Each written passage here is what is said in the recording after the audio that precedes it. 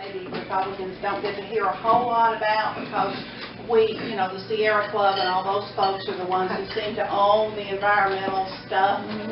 And so we need to know more, and we need to hear more about what's going on. We know that Obama has a war on coal. I've got a friend up in Lexington who's sending me Lexington Herald articles on the coal industry and what it's doing to Kentucky.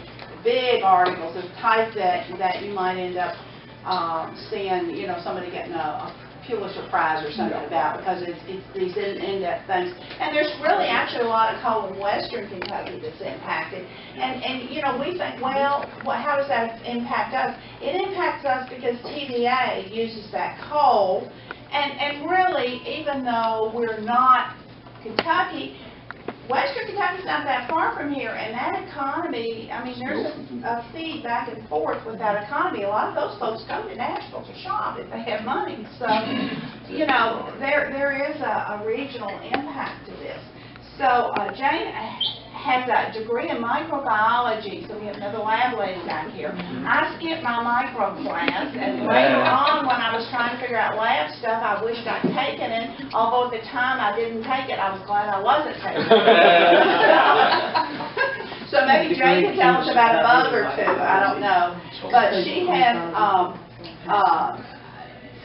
has done a lot of work with environmentalism, and I think, you know, it is an area that we don't hear enough about. So without further ado, we'll let Jane come up and tell us all about her. And has everyone signed this sheet before she does?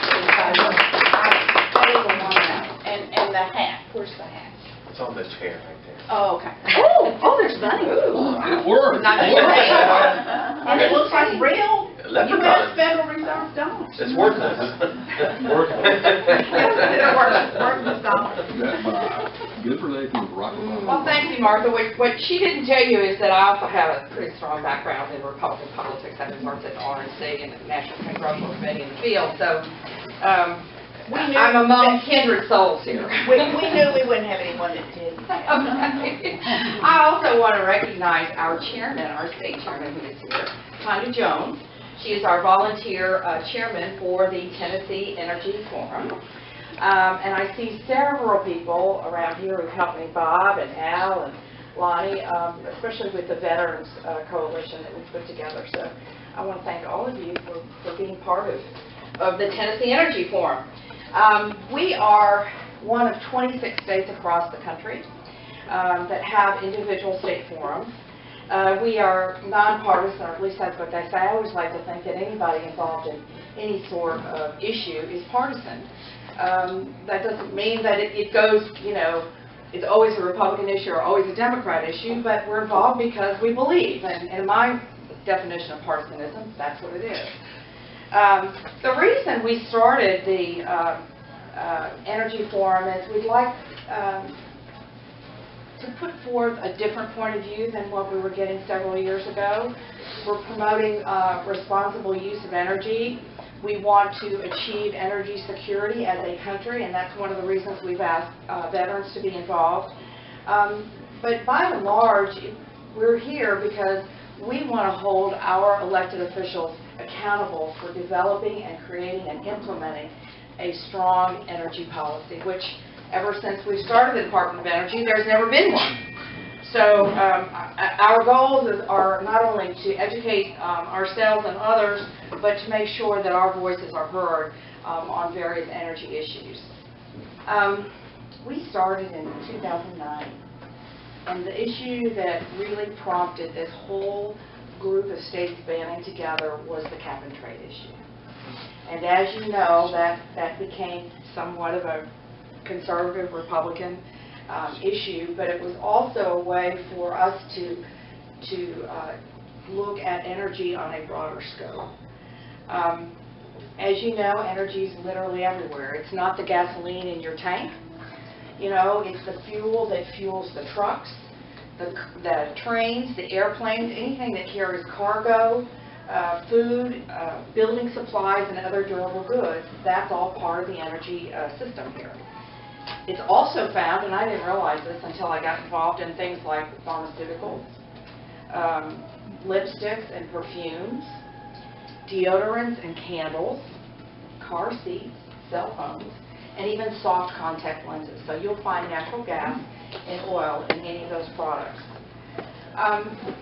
According to the International Monetary Fund, and this, I found this statistic just striking, that for every increase, $10 increase per barrel of oil, it results in a decrease of 0.5% in the U.S. gross domestic product. Now think about how important that is. Oil prices are on the world market. We don't control them. But think that just for a $10 increase on each barrel, it results in a decrease in our national domestic product. Pretty powerful stuff, oil is. Pretty powerful. You know, estimates are that by the year 2035, the world will need about 53% more energy than we're using now. However, the United States will only need 9%. I think we've done a good job of trying to diversify our energy base. You know, we've looked to other sources, and one of the big ones that I'll get into a little bit later is the explosion we've had in natural gas in the process of doing that fracking. Currently, our sources of energy come, 32% comes from oil, while 25% comes from natural gas. Those are last year's figures. I'm thinking they're probably coming closer and closer together because natural gas is becoming very inexpensive. And it's a clean, easy, developed resource that we've been using. 20% comes from coal. And Martha mentioned the coal industry and the new war on coal. Well, the one thing that we've got to keep in mind is, yeah, we use a lot of coal, but the majority of that coal goes to produce what? Electricity. Electricity. That's important. I don't think there are too many people in this room who want to give that up. And that's not to say that we can't transition, but we can't do this turnkey. It can't happen overnight. 14% currently of our energy comes from renewables, and just 9% from nuclear. And I want to talk just a little bit about the price of gasoline, because I think that hits everybody's pockets pretty easily. If you think about the price of gasoline, 64% of the cost in producing a gallon of gasoline comes from the crude oil itself that we have to buy on the national market. International market. We have no control over that cost, none.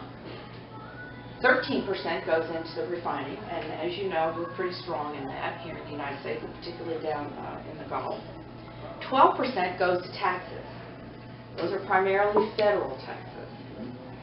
And the remaining 11% goes into the retailing of the selling of it, the distribution of it.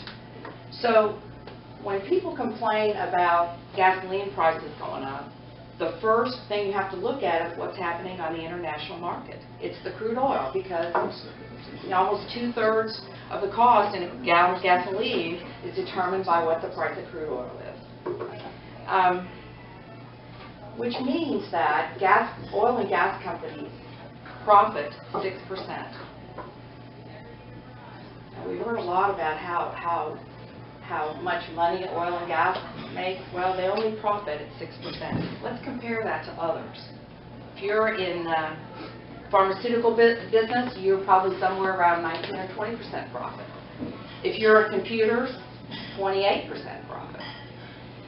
Fortunately, if you're in iron or steel, theirs is down at 3.2% profit. So it falls within the margin of other large industrials that we need to look at. Another thing to keep in mind, oil and gas is taxed at a rate of 40%. That includes federal, state, and local taxes. Where other S&P industrials are taxed at 25%. Difference, 25 to 40%. I wanted to take some time and talk about several of the issues that the forum is involved in. One thing you should know is that we are an advocacy group. That's why I love to talk to people like you. You understand the issues, and with a little bit of guidance, I think we can join our voices together to be heard. So I don't do lobbying, but I do advocate, and I advocate for energy and a balanced energy policy. And so from time to time, as Bob knows, I will call and say, hey, I've got this letter from veterans going into D.C., will you sign on to it? And he always says yes, so I always keep calling him. And he's real good about that. But another one that's been in the news a lot lately is the Keystone Pipeline. You know, we started working this issue about 3 years ago, I guess. As you know, the Keystone will bring oil sands from Alberta, Canada, right down through the center of the United States into the refineries of Oklahoma and then eventually down into Louisiana. The reason it has become such an issue is because it crosses international boundaries. And so instead of being a private issue, it has now become a public issue, and it's something that's going to have to be decided by the State Department in D.C. This whole pipeline is going to be privately paid for by TransCanadian, Canada. So it's not going to use any tax dollars. The environmentalists obviously have jumped on this. It has become a major focal point for them. But we did one study, and that wasn't good enough. So the U.S. government did a second study. And they pretty much came out with the same results. The environmental impact will be negligible.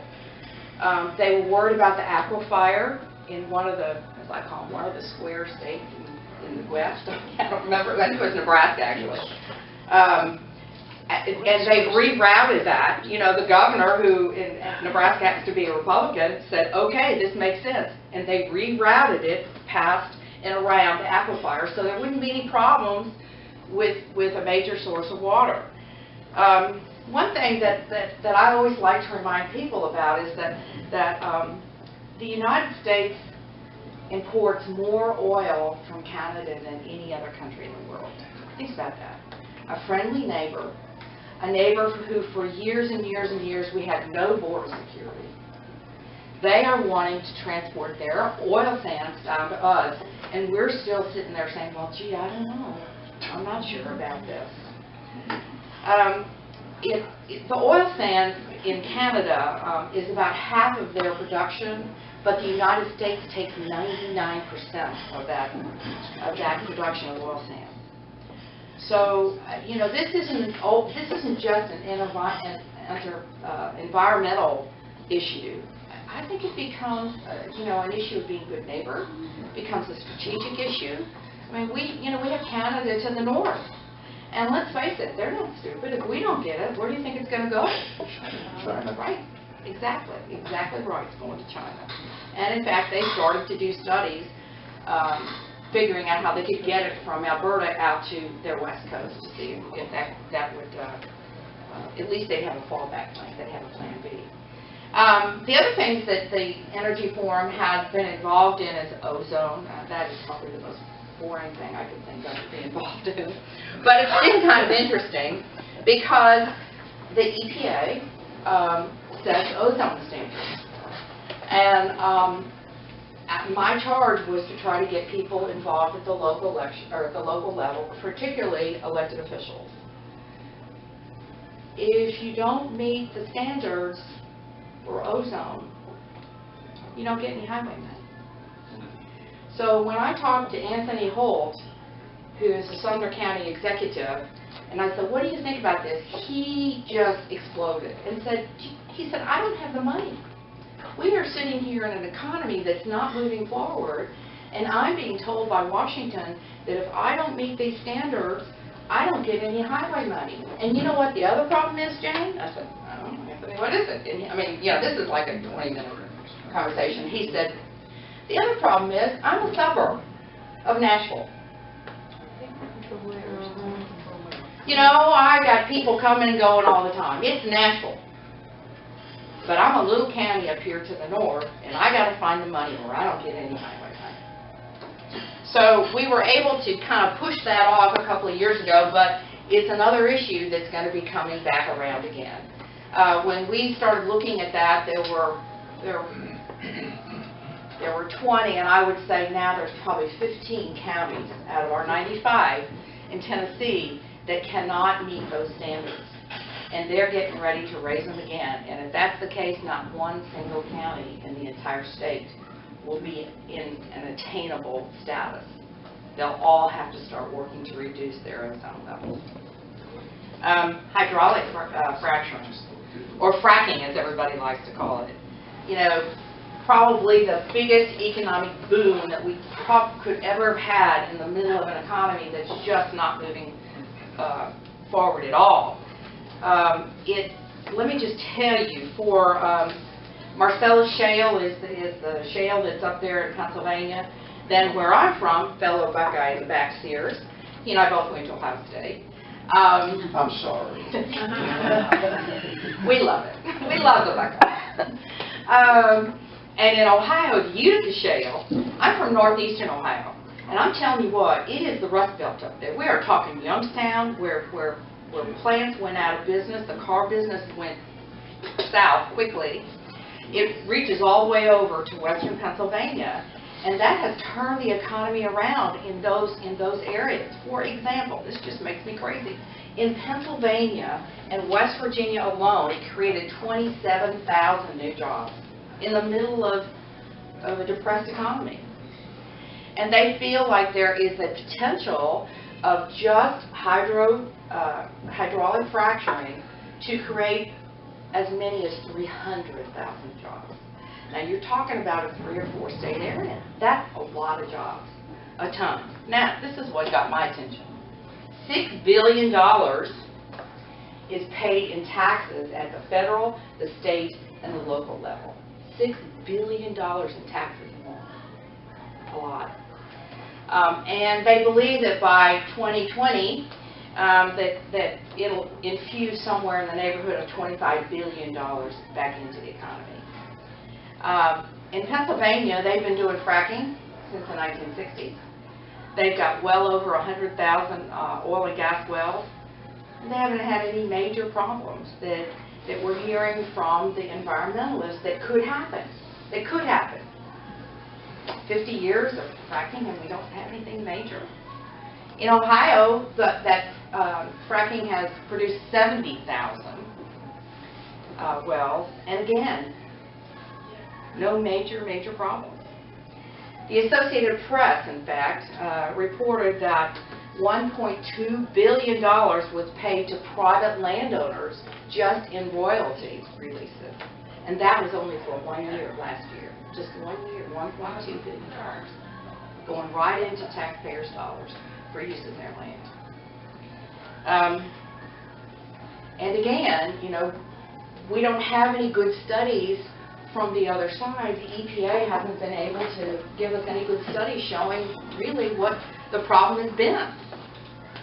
So if you think you're hearing a recurring theme here with the EPA, all of the things that I've just mentioned all have to do with the Environmental Protection Agency and the regulations that they are looking to implement. Now the last thing I wanted to talk to you about is renewable fuel sources. I thought, you know, every time I get one of these things, I keep thinking, I only have a degree in microbiology. I don't have one in engineering and geology. I mean, how am I supposed to know about this stuff? Well, according to, and I'm going to talk first about just one sector, and that's the agriculture sector. According to Farm Econ, which is a study group out of Indiana, they said that the current ethanol policy will and is resulting in an increase in the prices of corn, soybeans, and wheat, and also destabilizing that whole price structure. Now, why is this important?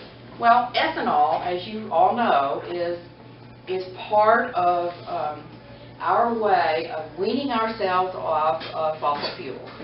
And so previously, you know, the EPA has said all gasoline in your cars has to be 15% ethanol. Well, where does ethanol come from? Corn. Well, corn is grown by farmers. Corn is eaten by hogs, cattle, chickens. What happens? What happens to the food chain? Keeps going up, and we're going to see it, if we haven't seen it already, pretty quickly in the supermarket when we go out to buy our meat. Unintended consequences. Believe me. Doesn't generate any real energy because the time it's planted by tractors, harvested by tractors, and shipped over the road because you can't put it in pipelines because it's infinitely miscible with water and will corrode a pipeline, there's no net gain in energy. That was going to be my next point. Exactly. Exactly. Get him on. And now they want, I need your name. And now they want to raise it from 15 to 20%. Well, what does that do to the refinery guys? Too many years. One more time, they've got to come up with a whole new blend of gasoline just to sell, just to make a living. So, and not to even mention what ethanol 15 is doing to small two-cycle motors. Let me tell you, when I first started on this issue a couple of years ago, my brother-in-law used to have a lawn mowing service, and then he got smart and went into real estate. But he said, I want you to call Scott out in Brentwood. So I called Scott out in Brentwood, and Scott owns a lawn mowing business. He also does repairs. He and sells lawnmowers. And he said, oh yeah, I know all about this stuff. And this was 2 years ago. And I said, well, you know, talk to me. And he said, every single time I get somebody coming in with a lawnmower that's not doing right, he said, I can open it up, and I think I have this right. There's a little plastic part in the engine called a diaphragm. And what happens is ethanol burns too hot, and it burns up and shrinks up that little diaphragm. And he said, and I always look at that, and then I'll say, you know, did you use ethanol-free gasoline? Oh yeah, I did. So then he gets out his little test kit, and he tests the remaining gasoline in the tank. And he said, I've never seen it less than 10%. Never. It's always been between 8 and 10%. I'm sorry, guys, misquoted me there. So he knows they're using ethanol gasoline, and the reason is you can't find ethanol-free gasoline. He said, how do you think that makes me look as a small business owner in a relatively small town? I sell you a brand new lawnmower, you come back in 3 months later and it's broken and it won't work because you were in the middle of mowing your yard, you ran out of gasoline, you went down to the quickest filling station, you filled it up, and you just didn't think it would make that much difference, but the ethanol and the gasoline did. It burned up the diaphragm, and it doesn't work. It just doesn't work. For years, with a two-cylinder engine, you had to add oil to your gasoline, and the reason for that was to burn cooler. Jane, you're supposed to use a push mower. Oh, Get some goats. I'm so sorry. Jane, does anybody have any questions why E15 is outlawed in the entire EU? Good. That is really good. I know nobody is asking that question, and perhaps we should, because you know our technology can't keep up with it. We can't redesign lawnmowers and boat motors and ski-doos and weed eaters, all these small one and two cycle engines. We can't do that quick enough to keep up with what EPA is telling us we have to do to keep the environment safe. Good point. Thank you. I have a major question. I got $20 here in my pocket for the first person that can find in the Constitution where the EPA is I don't think anybody will collect on that anymore. and it's a $12 billion a year budget. Yeah. You know, Jane, there's in the energy sector, in the EPA, there are very few people that are aware that since Obama has become president with his war on coal, we have shut down 146 coal-fired power plants in this country. Wow. That have knocked 83,000 megawatts out of the grid. And in the May-June billing cycle, Pacific Gas and Electric has included a flyer to all of their customers asking them to please do anything they can do to conserve electricity because they already have rolling blackouts. TVA is at their maximum threshold in power generation. They are now going to their largest customers, asking them to conserve the energy during peak periods, and they will pay them to do so. And Johnsonville is going offline in 2015, and there's no stopping it. That's already, and that's a huge hole. All the coal units, they're going to keep the gas turbines going for peaking. And nothing's replaced, it's being replaced by nothing. Okay, And- so here's my question, and I'm sorry if this is naive, because other people probably know the answer to this. And so this looks to me, there's a lot of things that seem to be happening that look to me like they're done with intention. Okay? With agenda? Yeah, and so what is the final agenda? Because it doesn't look like, is the agenda to knock us out of energy? What is the agenda? And what is the purpose for that? Is that to make us more, why? Third world.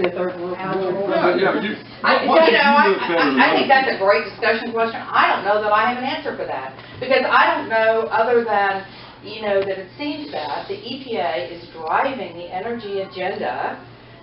Do we hear the Department of Energy anywhere in this discussion? No. We hear the EPA is driving the agenda because of all the issues I talked to you about, and there are several more. They are the ones who are stepping forward and saying, these are the regulations. This is what we have to get to. There doesn't seem to be any win in this.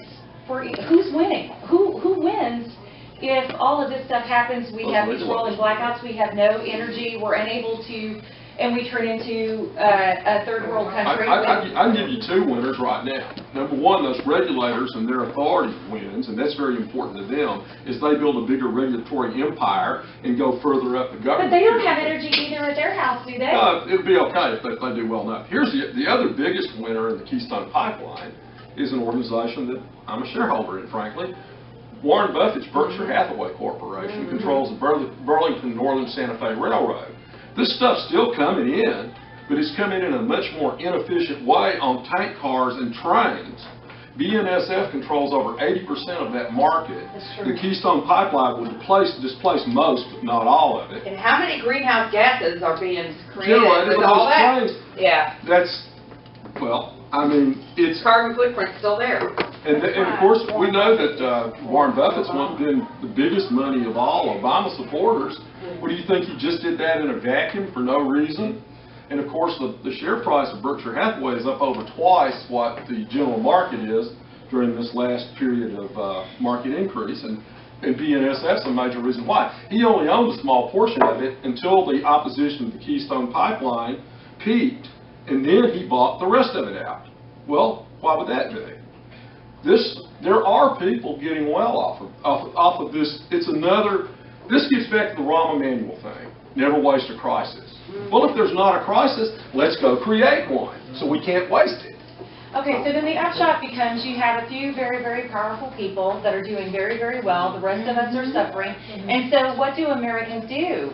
Well, they go to the party of the little person that saves all the little things. That's why Oh, I let's think just do we it. have Wait a the minute. Energy Forum, is to get people like us in this room involved on these key issues. To call your United States senators, to call your U.S. representatives, to let everybody in the Capitol Hill and in Nashville know what's going on, and that you don't believe in it. And that's exactly what happened with our first round of ozone standards. I got those, and my colleagues across the country got elected officials like Anthony Holt involved, and they made the phone calls, and they made the emails, and it stopped because they were ready to use that to decrease the standards of ozone, and we at least got it stopped for 2 years.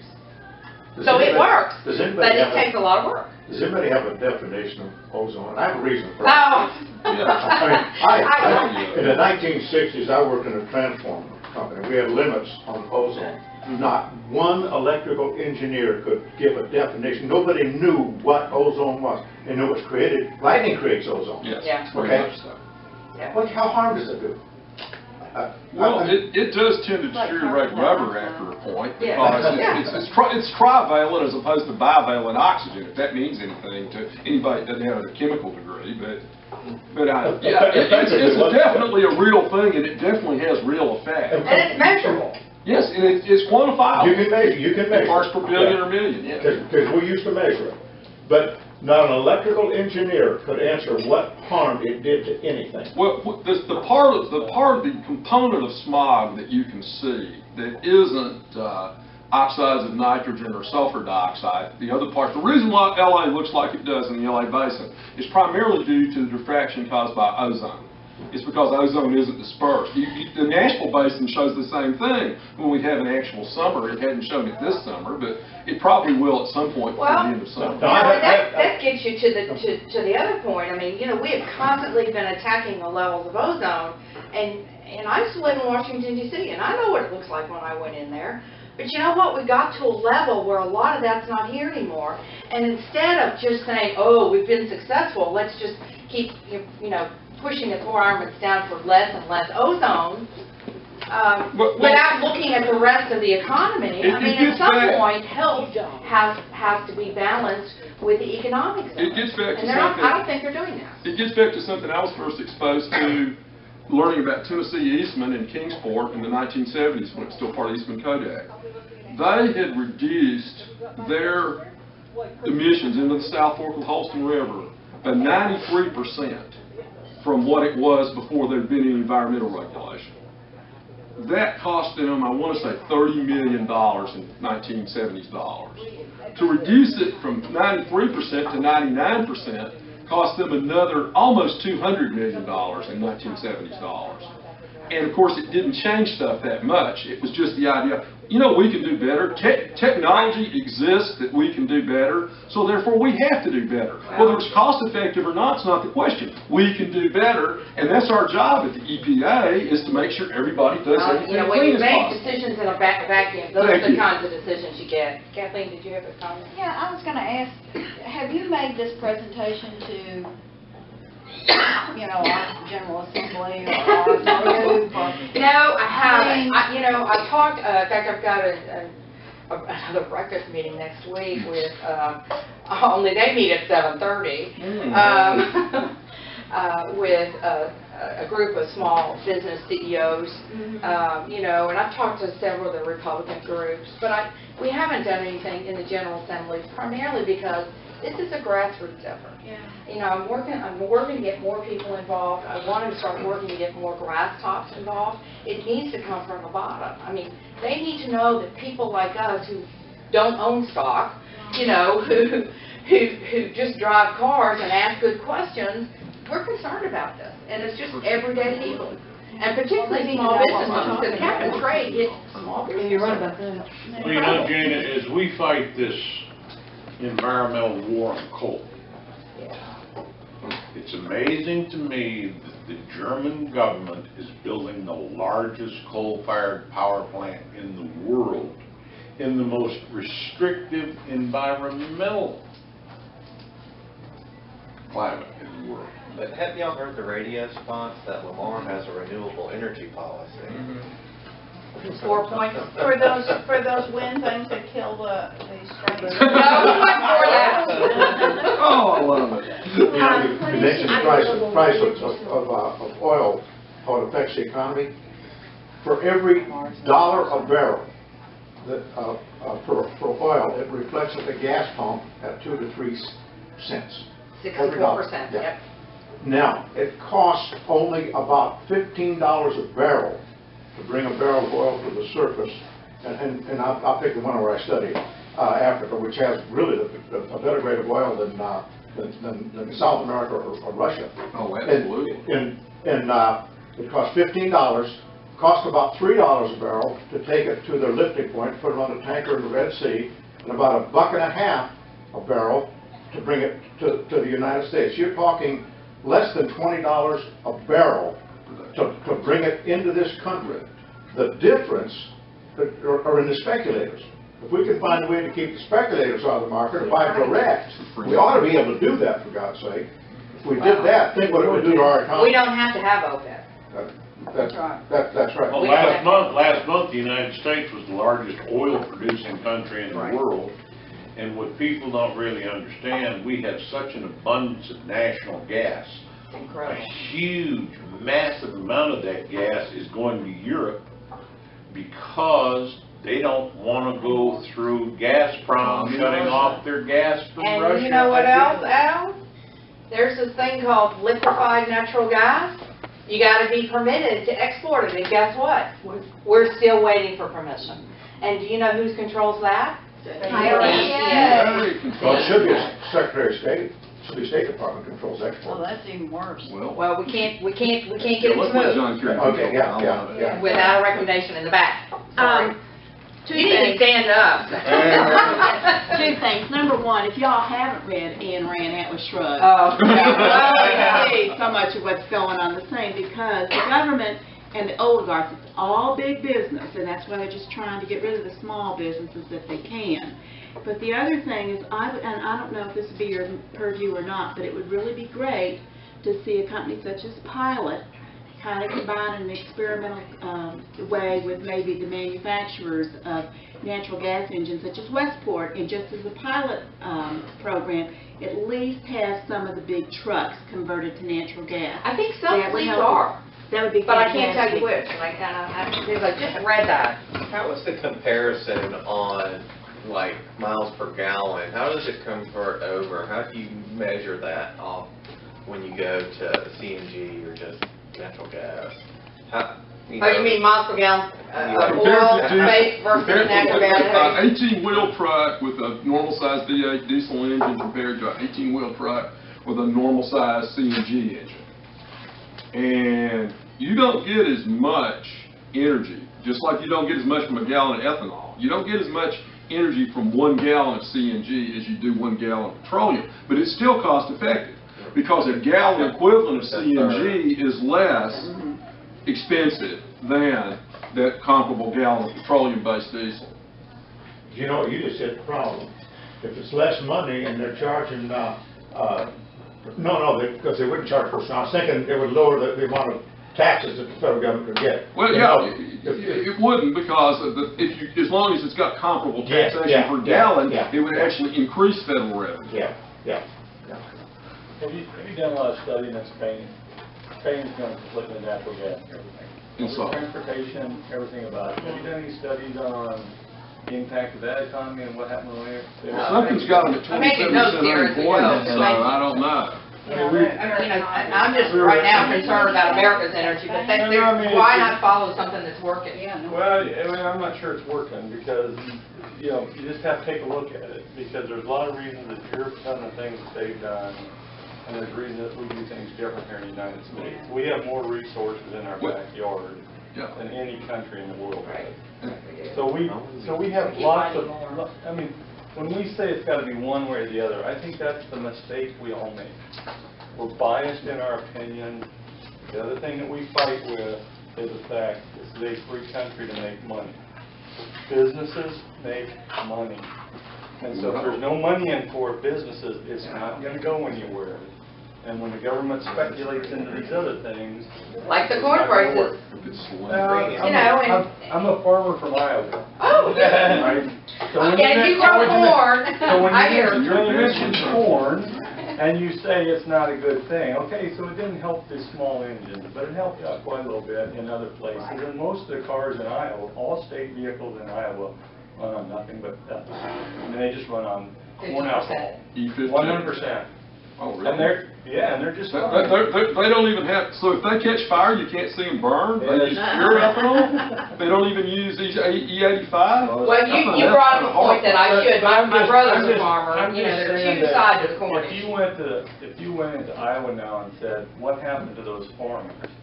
In the 80s, we as a government decided we were going to blockade and say, look, we're going to block the Olympic Games by saying we're not going to ship corn anywhere. Who took the hit for that? Small little farmers in Iowa, right?